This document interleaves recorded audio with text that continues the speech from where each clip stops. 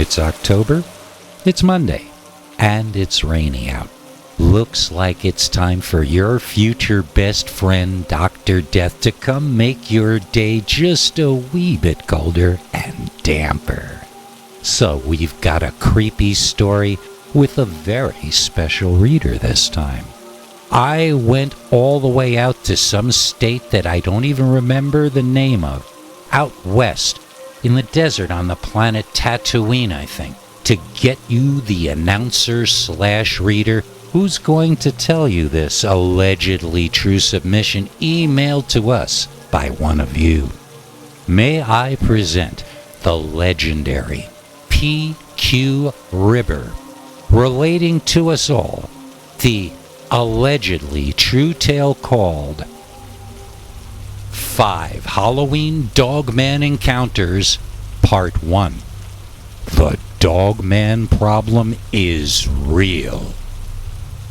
Dear Scary Stories NYC, I can't reveal who I am or who my family are, for reasons which should be immediately obvious as soon as I begin telling you this.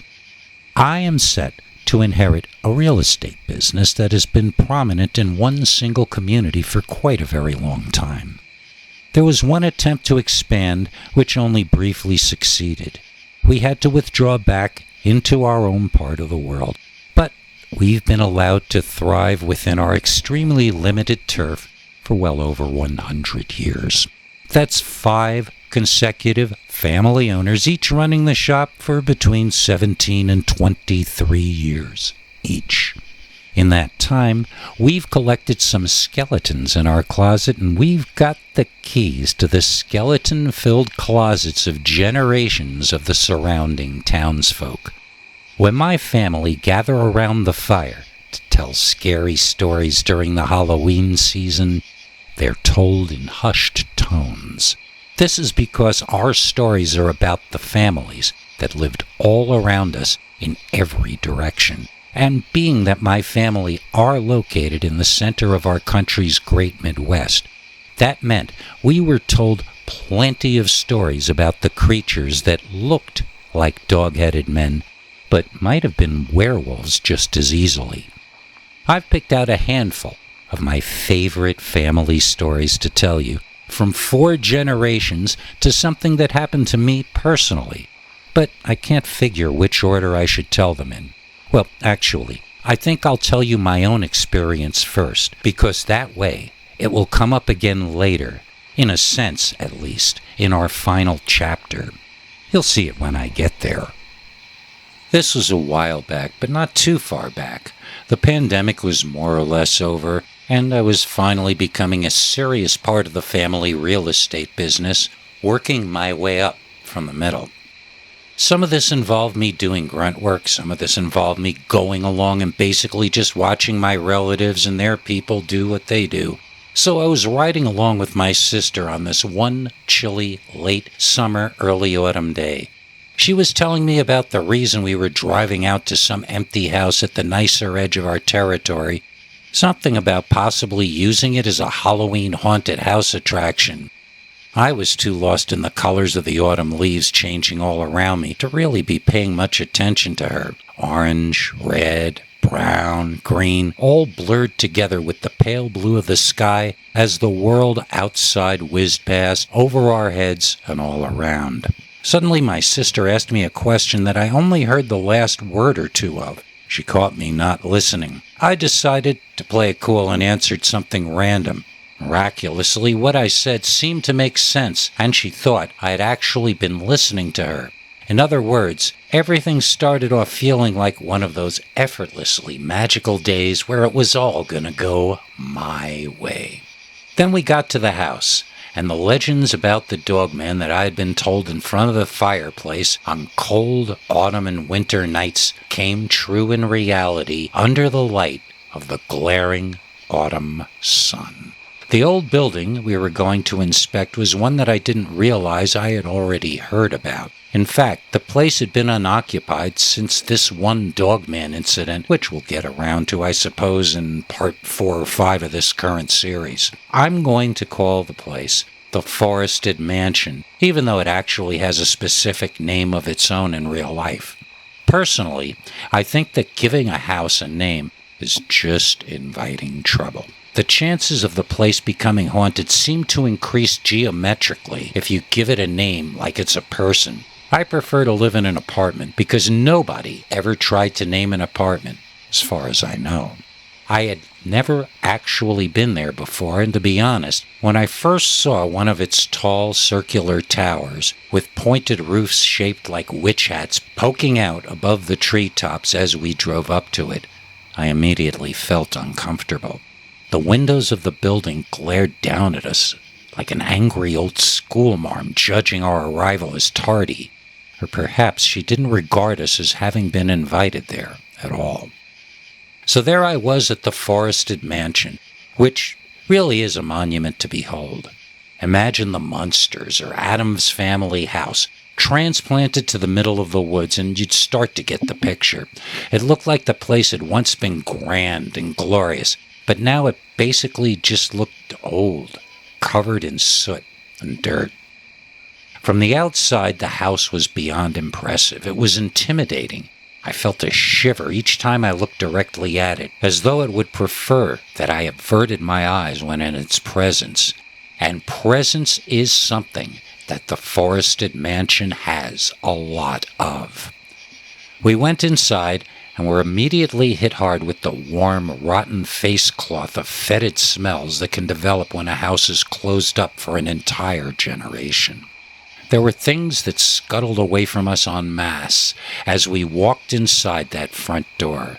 I could smell the rodent feces and urine, then I gagged just before recognizing the stench of bat guano. I had a handkerchief over my face, while my sister had a KN95 mask on. The first time I was jealous of her for having one of those.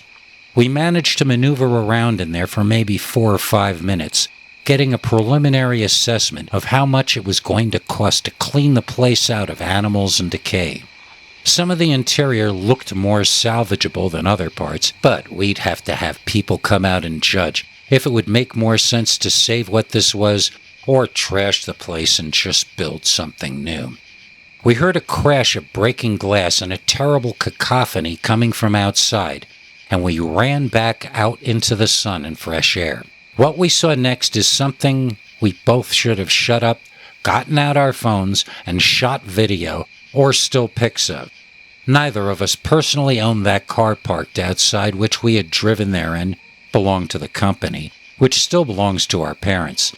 So when we saw the vehicle being torn apart by the 7 or 8 foot tall man-like wolf or dog, it might have been better if we had not taken it so personally. I've listened to every show on your channel since this happened in order to try to understand what we encountered better. You almost always say that the Dogman has very long, sharp, and hard claws. Sometimes you even compare them with the claws of the fictional Wolverine character from Marvel Comics. Well, that might not be an exaggeration. This mofo had somehow pulled the hood open using nothing but those claws. Maybe they really were made of adamantium, like in the comic books. Once the hood had been partially torn open, the beast was slicing hoses, severing connections, and pulling out any parts of the engine which he was able to remove using sheer brute force. As I've stated already, my sister and I should have been recording this event, if not for the sake of history, then at least for the sake of my parents' insurance claim. We stood just outside the door screaming at the Dogman like we were tough guys but not taking one step closer to him. He finally got annoyed with our mewling and erupted into a volcano of barking and growling and snarling, chasing us back into the house and banging his body hard against the outside of that door. He gave up long before my sister finished crying, and he stormed off. There have been times when my sister has cried on command for effect. This was not one of them. I tried to console her. The only reason I wasn't weeping along with her was that the event had thrown me into a little bit of a mild state of shock. I was too stunned to cry.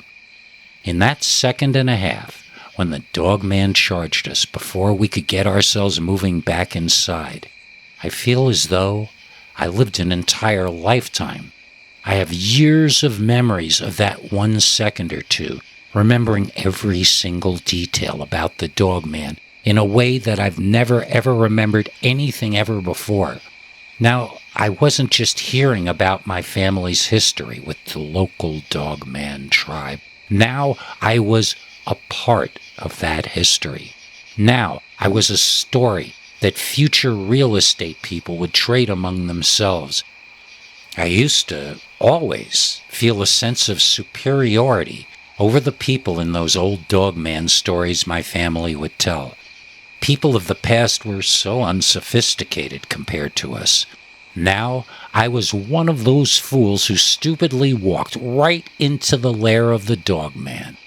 Now I was one of those unsophisticated rubes out of the past who got trolled by the upright walking canine. I would tell you about how stressful it was, waiting for someone to drive out and pick us up, never knowing if the Dogman was going to come back and make short work of us.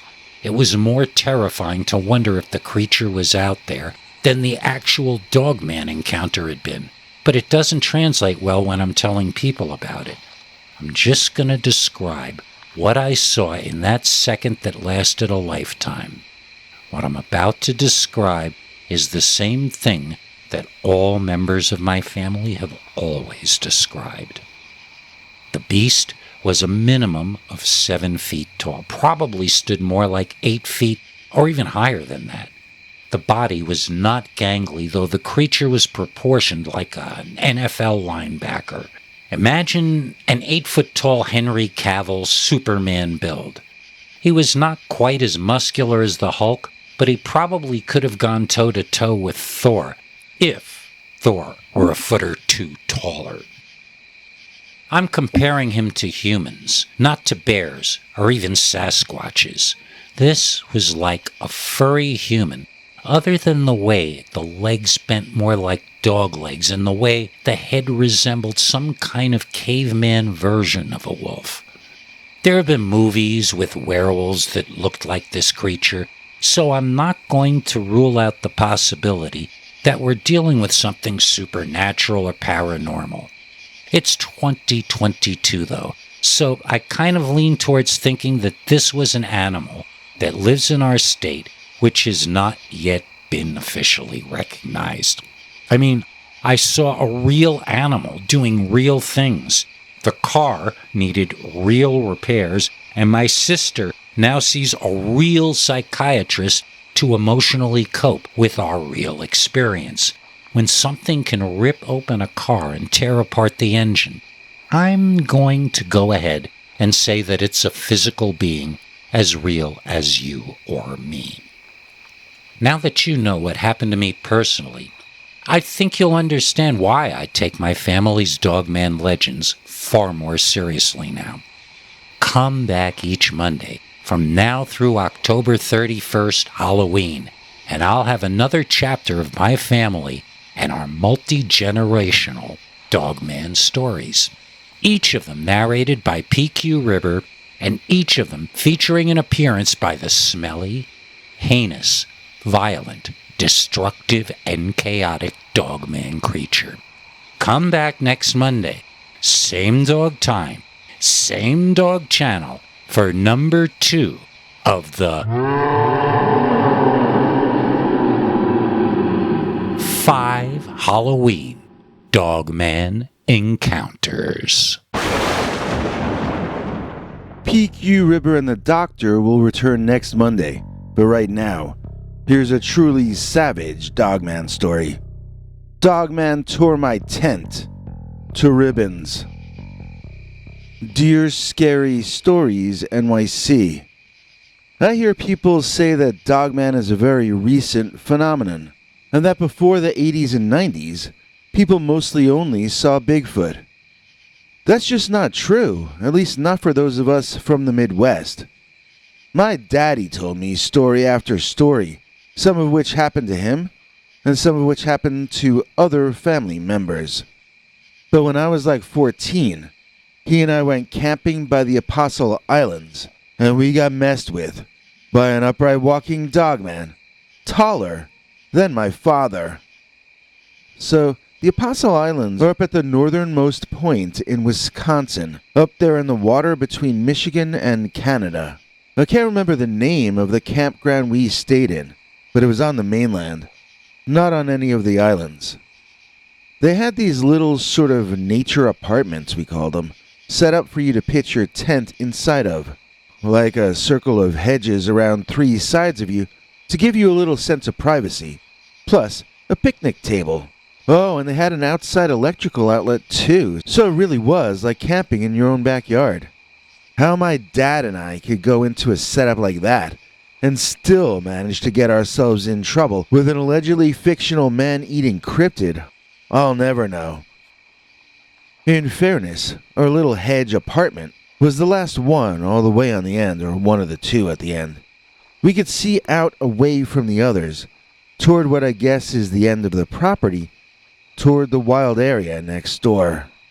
Dad and I did all our toasting marshmallow and telling scary campfire stories kinds of things. Then we went to hit the hay. I was pouring water on the fire when both of us heard some branches cracking off in the darkness. As the fire died out, I swore I could see an incredibly tall man at the edge of the woodline. My father told me it was my eyes playing tricks on me, and he went through his stuff to pull out his big old high-powered flashlight.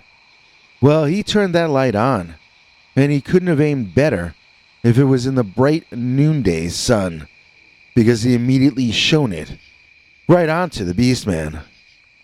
When I say tall, I mean probably 7 feet. It took my breath away to see the immensity of the creature man as it moved its arm in front of its eyes to block the bright light. He hadn't moved his hand in front of his face in time to prevent me from seeing exactly what he was. He was a dog-headed man. It was the Wisconsin werewolf. It was a carnivorous or omnivorous predator slash scavenger slash man-eater who walked on his hind legs and stood taller than probably any human who ever lived. I was panicked. I felt like I needed to go to the bathroom, and I felt like I was gonna be sick. I grabbed my backpack and I started throwing stuff in it.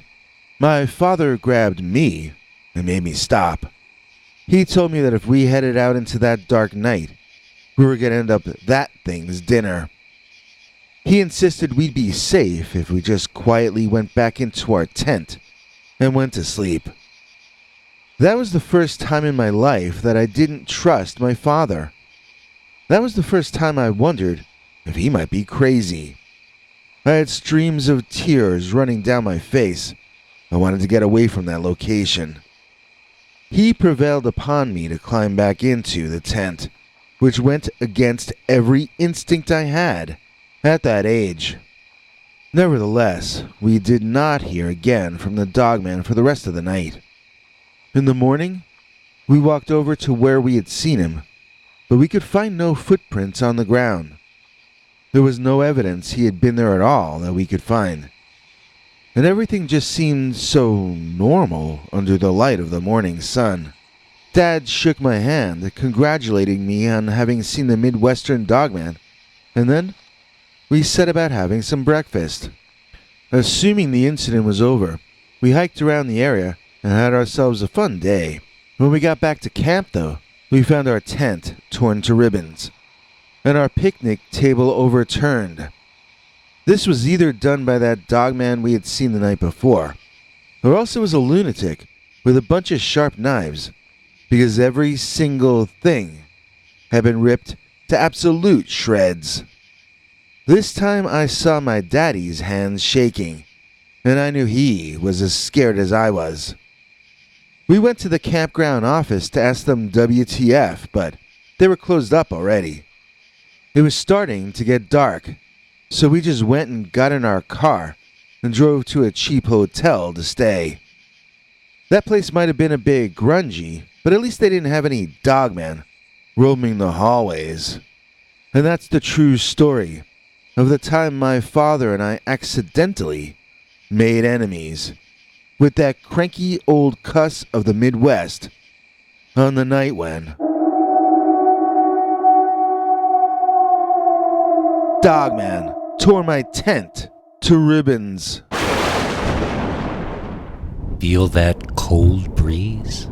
That means your future best friend, Dr. Death, is here. Oh, don't worry. It's not your time yet. But it is time for us to get down to some serious Halloween Dogman business in this month of October 2022. Bigfoot's gonna be presenting allegedly true Dogman stories as many days of the month as he physically can, while I, Dr. Death, will scare the living daylights out of you on Mondays. Yes, each October Monday until that most Monday-ish Monday of all, Halloween Monday 2022. So we'll see you this Monday, I do hope.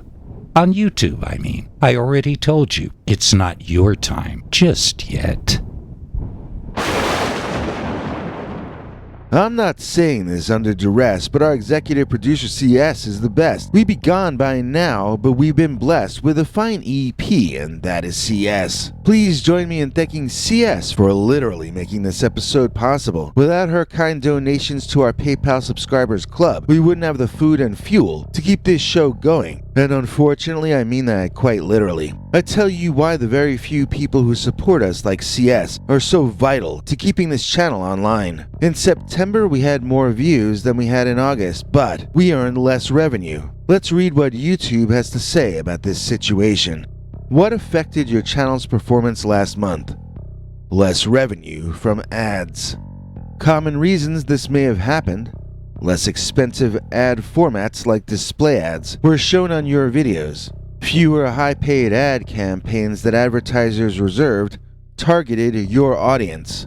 The third one says that advertising may be down on YouTube in general, but this was September in an election year, so I don't know about that. Mainly what they seem to be saying is that we only get 1,000 views or something like that, so they're going to reserve their top advertisers' ads for videos that get hundreds of thousands of views, not one. Fewer high-paid ad campaigns targeted people interested in Dogman.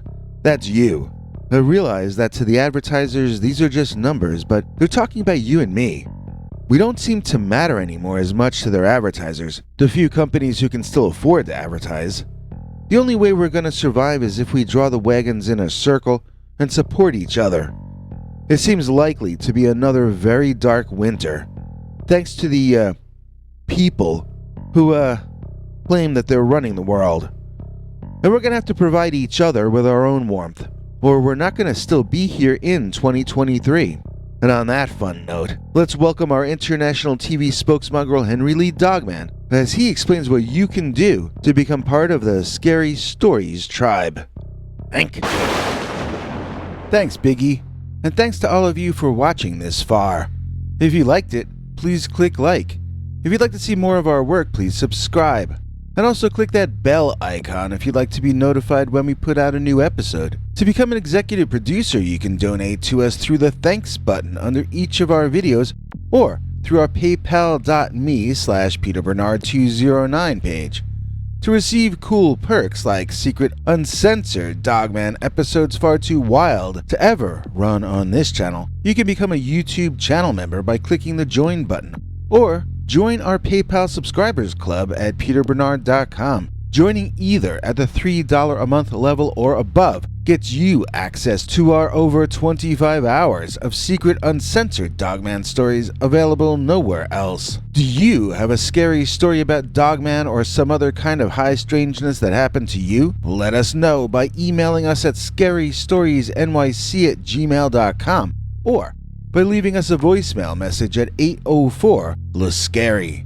You may need to call back on that one. It cuts off after I think 3 minutes. And if you don't want to do any of that stuff, thank you for simply watching to the end. Good night, and have a scary tomorrow.